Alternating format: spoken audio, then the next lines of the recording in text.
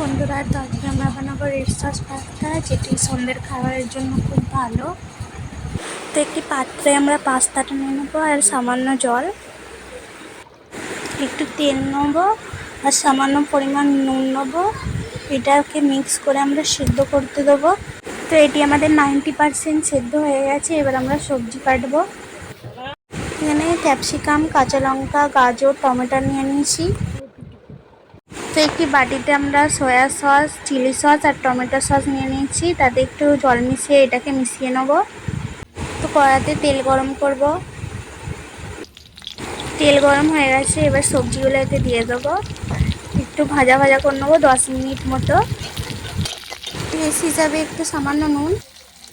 তো মশলা দেবো কাশ্মীরি লঙ্কা, জিরে গুঁড়ো আর ধনে গুঁড়ো। তো মশলাগুলো দিয়ে 2 মিনিট কষবো। তো 2 মিনিট হয়ে গেলে পাস্তাগুলো দিয়ে দেবো।